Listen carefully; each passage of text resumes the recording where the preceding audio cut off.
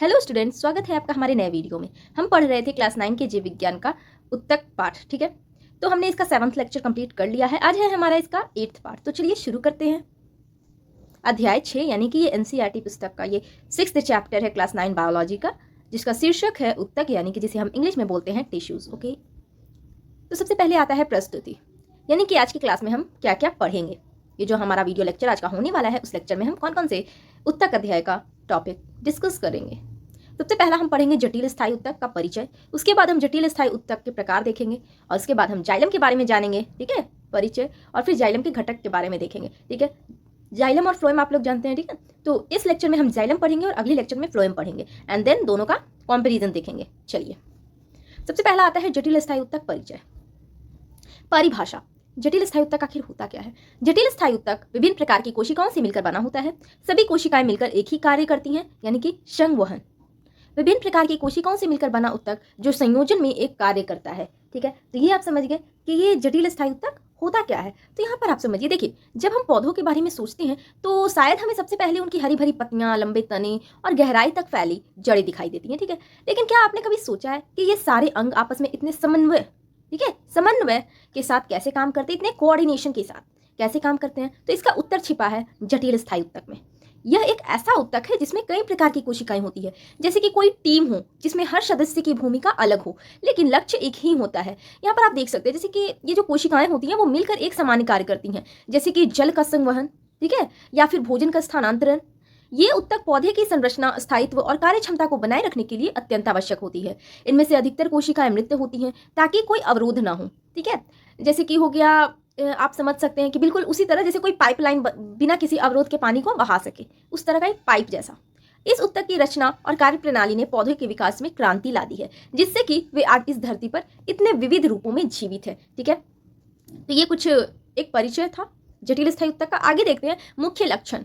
सभी कोशिकाएं एक कार्य, जैसे कि जल या भोजन का संवहन, जैसे कि मैंने अभी बताया, उसके लिए एकजुट होती हैं। कोशिकाएं रेखीय, लंबी और विशेष संरचना वाली होती हैं। कई कोशिकाएं मृत होती हैं ताकि जल का प्रवाह अवरोध रहित हो, जो कि मैंने अभी बताया। ठीक है, ये सब मैंने यहाँ पर अभी परिचय जब मैं बता रही थी तो वो सब मैंने बता दिया कि ये जितने भी कोशिकाएं होती हैं उनका कार्य क्या होता है, एक होता है। ठीक है, एक कार्य, जैसे या तो वो जल को संवहन करती हैं, भोजन का स्थानांतरण करती हैं। ठीक है, ये सब हो गया। फिर उनका स्ट्रक्चर मैंने यहाँ पर बताया। फिर बहुत सी जो सेल्स होती हैं उसमें से बहुत सी कोशिकाएं होती हैं वो मृत होती हैं। वो क्यों होती हैं? ताकि जल का प्रवाह में कुछ रुकावट ना आए। ठीक है, जैसा मैंने बताया पाइप की तरह होता है जो पूरा पूरा पानी जैसे होता है वो बहने देता है, उसी तरह ये भी होता है। आगे देखते हैं विशेषताएं। संयोजक उत्तक होता है, उच्च संगठन और कार्य विभाजन दर्शाते हैं।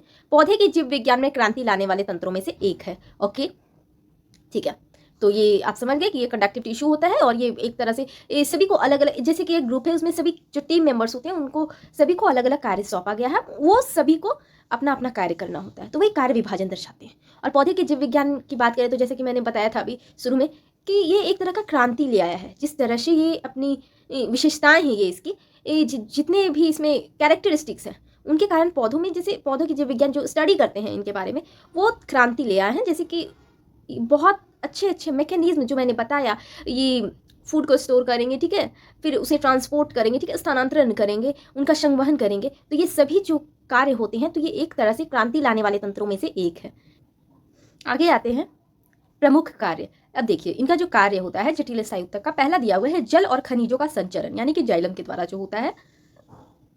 फिर है खाद्य पदार्थों का स्थानांतरण, जो कि फ्लोएम के द्वारा होता है। जैसे ये वाटर और मिनरल होता है, जो जल और खनिज, तो उनका जो स्थानांतरण होता है, उनका जो संचरण होता है, ठीक है, उनका संवहन होता है, वो किनके द्वारा होता है? तो जाइलम के द्वारा होता है। लेकिन यदि फूड मटेरियल्स की बात करें, ठीक है, खाद्य पदार्थों की, तो उनका स्थानांतरण फ्लोएम के द्वारा होता है। ये बहुत ही जरूरी बात है और ये याद करने के लिए है। ठीक है, बहुत बार परीक्षा में ये सवाल भी आते हैं। फिर है पौधों को कठोरता एवं संरचना देना, भी इनका कार्य है जटिल स्थायी उत्तक का। चलिए आगे देखते हैं जटिल स्थायी उत्तक प्रकार।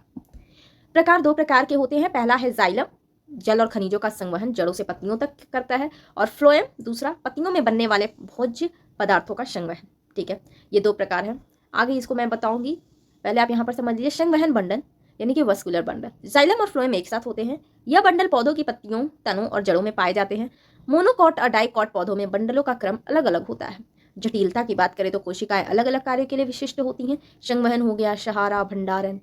विकासात्मक दृष्टि से बात करें तो यह उत्तक पौधों में स्थल जीवन को संभव बनाते हैं। ठीक है, देखिए ये जो आप प्रकार के बारे में समझे, ठीक ठीक है। दो प्रकार होता है बेसिकली, ठीक है। यहाँ पर दिया हुआ है जाइलम और फ्लोएम। तो यहाँ पर आप समझिए, ये जो भी आप यहाँ पढ़ रहे हैं, ठीक है, यानी कि जटिल स्थायी उत्तक की बात कर रहे हैं। तो देखिए, हम जानते हैं, जब हम जानते हैं कि जटिल स्थायी उत्तक क्या होता है, तो इनके प्रकार को अच्छे से समझ सकते हैं, ठीक है। देखिए, सबसे पहले तो प्रमुख इसके दो प्रकार होते हैं, जाइलम और फ्लोएम। जाइलम क्या करता है कि पौधे के शरीर में जल और खनिजों का संवहन करता है, वह भी केवल एक दिशा में। ये बहुत ही जरूरी बात है, नीचे से ऊपर की ओर। सोचिए, जैसे आप बर्तन से पानी को स्ट्रॉ से ऊपर खींच रहे हो, ठीक वैसे ही जाइलम क्या करता है, जड़ों से पत्तियों तक जल को ऊपर ले आता है। दूसरी ओर बात करें तो फ्लोएम जो होता है वो क्या होता है, वह माध्यम, देखिए, वह ऐसा माध्यम है जैसे कि जिसके जरिए पत्तियों में बना भोजन पूरे पौधों में पहुंचा दिया जाता है। यानी पत्तियां खाना बनाती हैं और फ्लोएम उस खाने को बांटने का काम करता है। यानी कि इन दोनों उत्तकों का जो संयोजन होता है एक विशेष संरचना में होता है, जिसे कि हम संवहन बंडल कहते हैं, जो कि यहाँ पर दिया हुआ है, ठीक है। यहाँ पे आप देख सकते हैं संवहन बंडल, तो उसे संवहन बंडल यानी कि वैस्कुलर बंडल कहते हैं। तो यह बंडल क्या करता है, पत्तियों, तनों और जड़ों में स्थित होता है, और मोनोकॉट एवं डाइकॉट पौधों में इनका क्रम जो होता है वो अलग अलग होता है, यानी अलग अलग तरह से रहते हैं, जैसे कि ट्रेन के कोच किसी विशेष क्रम में जुड़े होते हैं, ठीक है। तो ये था कुछ जो आप प्रकार के बारे में समझे। आगे आते हैं जाइलम। जाइलम का परिचय देख लेते हैं। जाइलम क्या है? यह एक जटिल स्थायी उत्तक है जो जल और खनिजों को जड़ से तने और पत्तियों तक पहुंचाता है, ठीक है। जाइलम के बारे में अभी आपने जाना। कुछ विशेषताएं आप देख सकते हैं। अधिकांश कोशिकाएं मृत होती हैं, जिससे अवरोध रहित जल प्रवाह होता है। ये मैंने जटिल स्थायी उत्तक के परिचय में आपको समझाया कि क्यों ऐसा होता है, ठीक है। ये पाइप वाला पाइपलाइन का एग्जाम्पल देके भी मैंने बताया। कोशिका दीवारें लिग्निन युक्त होती हैं, जिससे कठोरता मिलती है। सभी कोशिकाएं लंबवत दिशा में व्यवस्थित होती हैं, ठीक है। तो ये कुछ विशेषताएं हैं इसकी, ठीक है। जल का प्रवाह की बात करें तो केवल ऊर्ध्वगामी यानी कि यूनिडायरेक्शनल होता है, एक ही दिशा में होता है। यह प्रक्रिया निष्क्रिय यानी कि पैसिव होती है, कोई एटीपी की आवश्यकता नहीं होती है। भौतिक विशेषताएं की बात करें तो यह उत्तक पौधों के काठ यानी कि वुड का मुख्य घटक होता है। लकड़ी वास्तव में ज्यादातर मृत जाइलम ही होती है। जैसे कि आप लकड़ी देखते हैं तो ये तो जाइलम का घटक आ गया। जाइलम की हम बात कर रहे हैं तो लकड़ी जो होती है वो वास्तव में ज्यादातर मृत जाइलम ही होती है। तो यहाँ पर समझिए, आप जाइलम के घटक पढ़ने के पहले आप ये समझिए कि आखिर जाइलम क्या होता है, ठीक है। तो देखिए, जटिल उत्तकों के भीतर के सबसे प्रभावशाली सदस्य की हम बात करें तो वह होता है जाइलम। यह पौधे का वह भाग है जिसे आप लकड़ी के रूप में जानते हैं, जो कि यहाँ पर लिखा भी है, ठीक है। हाँ, वही लकड़ी जिससे फर्नीचर बनता है, दरवाजे बनते हैं, वह वास्तव में मृत जाइलम ही होती है। यह उत्तक एकदम परफेक्ट पाइपलाइन की तरह कार्य करता है, जो जड़ से पानी को बिना किसी रोक टोक के ऊपर की ओर पत्तियों तक पहुंचाता है। यह जो प्रक्रिया होती है वो पूरी तरह से निष्क्रिय होती है, यानी कि इसमें कोई ऊर्जा खर्च नहीं होता है, ठीक है। ये सिर्फ भौतिक बलों जैसे कि ट्रांसपिरेशनल पुल के बारे में आप जानते होंगे और कैपिलरी क्रिया होती है, ठीक है, उस पर निर्भर होती है। इसका मतलब यह हुआ कि पौधे बिना एटीपी खर्च किए पानी को खींचने की कला जानते हैं। तो इस उत्तक की कोशिकाएं लंबवत रूप से व्यवस्थित होती हैं और दीवारों में लिग्निन नामक पदार्थ जमा होता है, जो इन्हें सख्त और मजबूत बनाता है, ठीक है। इतना आप समझ गए। ये जाइलम से ये रिलेटेड थी, ठीक है, जाइलम के बारे में थी। अब आप देखिए, आता है जाइलम के घटक। इनके 4 मुख्य घटक होते हैं जाइलम के। इसी तरह फ्लोएम के भी पढ़िएगा, वो भी वही होता है, ठीक है। जाइलम में 4 प्रकार की कोशिकाएं होती है, यहाँ पे देख सकते हैं। पहला है ट्रैकिड, दूसरा है वाहिकाएं यानी वेसल्स, तीसरा है जाइलम पैरेन्काइमा और चौथा है जाइलम फाइबर। एक एक करके आप यहाँ पर पहले तो विशेषताएं देख लीजिए, फिर हम एक एक करके सभी पढ़ेंगे। भिन्नता की बात करें तो ट्रैकिड और वाहिकाएं संवहन कार्य करती है, ठीक है। फिर पैरेन्काइमा की बात करें तो ये भंडारण का काम करता है, और फिर फाइबर यांत्रिक समर्थन देता है।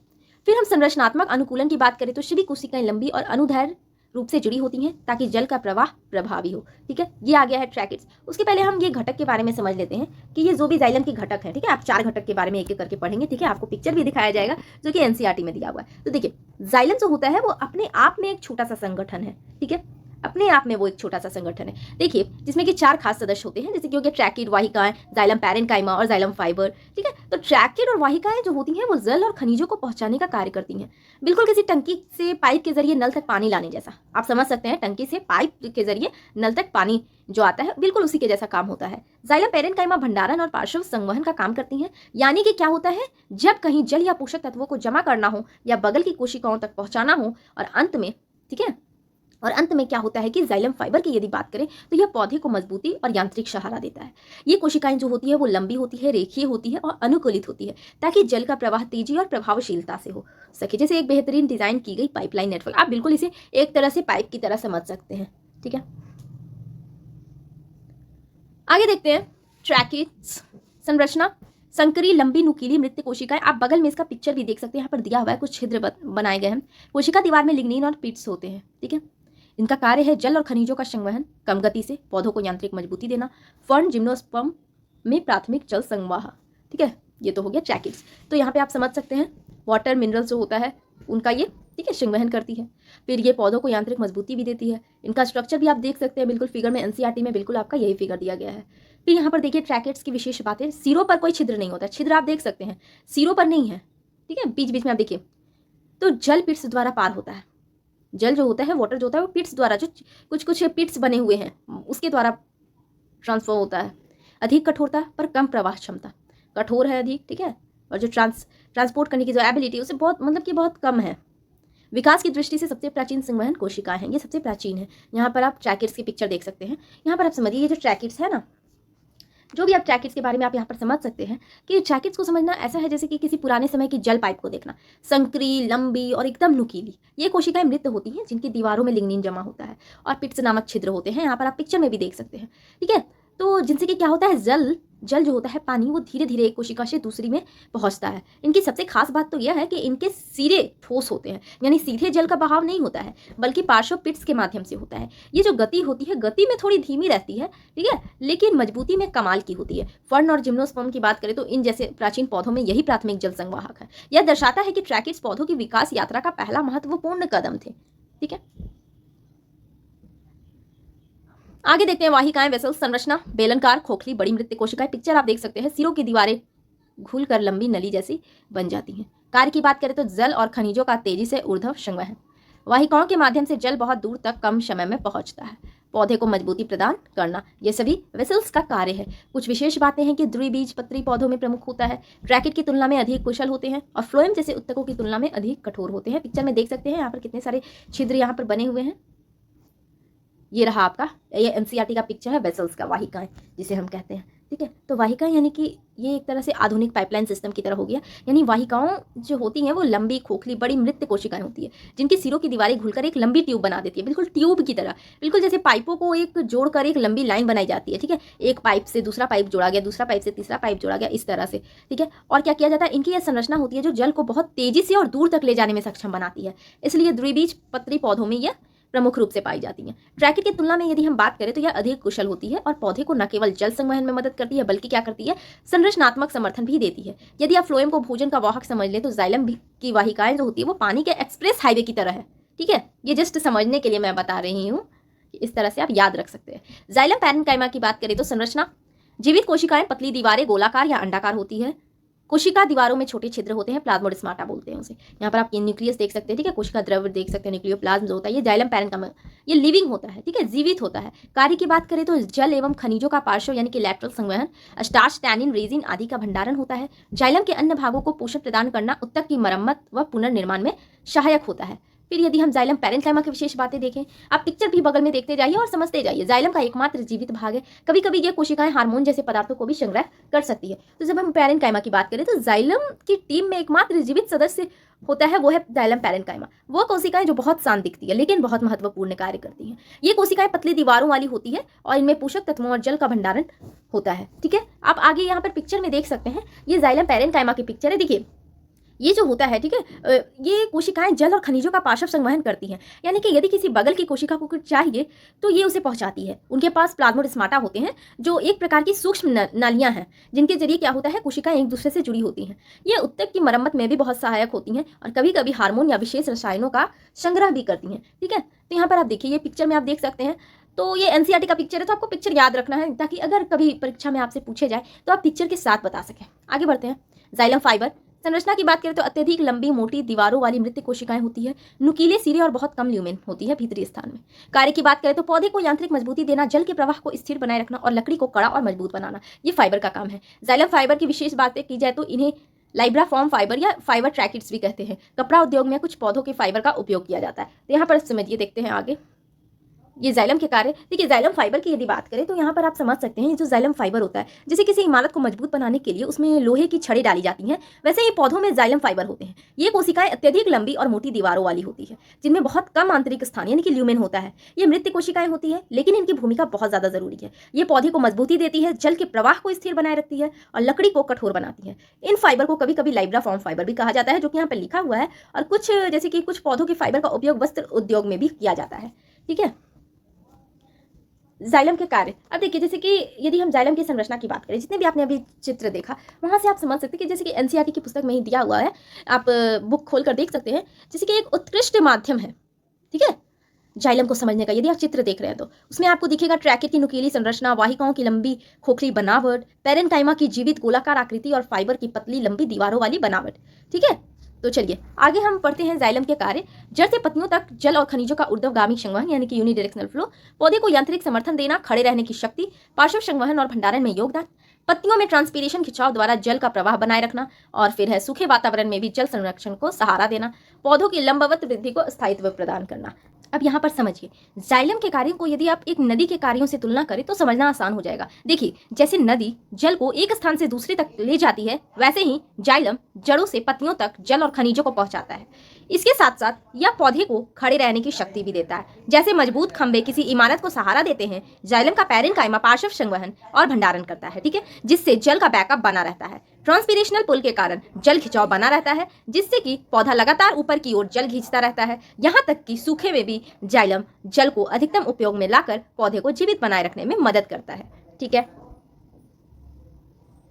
आगे देखते हैं जाइलम की विशेषताएं।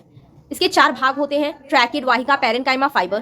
फिर है अधिकांश कोशिकाएं मृत, केवल पेरेन्काइमा जीवित होती है। जड़ से पत्ती तक जल का ऊर्ध्वगामी परिवहन होता है, पौधे को स्थायित्व और कठोरता प्रदान करता है। केवल निष्क्रिय संवहन, ऊर्जा का उपयोग नहीं होता है, ठीक है। काष्ठ मुख्यतः मृत जाइलम उत्तक ही होता है। तो ये सब मैंने पहले भी बताया है, हर घटक की जो कुछ कुछ विशेषताएं हैं एक तरह से वो जाइलम की विशेषताएं होती है। चलिए आगे बढ़ते हैं। निष्कर्ष यानी कंक्लूजन, जाइलम पौधे के जीवन प्रवाह का मूल स्रोत है। ट्रैकिड और वाहिकाएं संवहन, पेरेन्काइमा भंडारण और पार्श्व संवहन करता है, फाइबर संरचना और शक्ति देता है। बिना जाइलम के जल और खनिज ऊपर नहीं पहुंच सकते, पत्ती भोजन नहीं बना सकती, पूरा पौधा मुरझा सकता है। तो यहाँ पे निष्कर्ष में आप देखिए ये क्या बताया है, यानी कि अंततः यदि जाइलम को पौधे का जीवन प्रवाह कहा जाए तो अतिशयोक्ति नहीं होगी। ट्रैकिड और वाहिकाएं जल संवहन में, पेरेन्काइमा भंडारण में और फाइबर संरचनात्मक समर्थन में अपना अपना अमूल्य योगदान देती है। यदि जाइलम ना हो तो जल और खनिज पत्तियों तक नहीं पहुंचेंगे, भोजन भी नहीं बनेगा और पौधा मुरझा जाएगा। इसलिए जाइलम ही वह अदृश्य नायक है जो पौधे की जीवन रेखा को सतत बनाए रखता है, ठीक है। तो ये था आज के जाइलम के बारे में, बहुत कुछ हमने पढ़ा। संक्षेपण में आते हैं कि आज की क्लास में हमने पढ़ा जटिल स्थायी उत्तक का परिचय, उसके बाद जटिल स्थायी उत्तक का प्रकार देखा, फिर जाइलम के बारे में समझा और फिर जाइलम के चारों घटक को पढ़ा, ठीक है। तो फिर धन्यवाद, मिलते हैं हम लोग अगले वीडियो में, ठीक है, जो कि रहेगा फ्लोएम का, और फिर जाइलम और फ्लोएम का हम लोग कंपेरिजन करेंगे। ओके ठीक है, तो फिर धन्यवाद।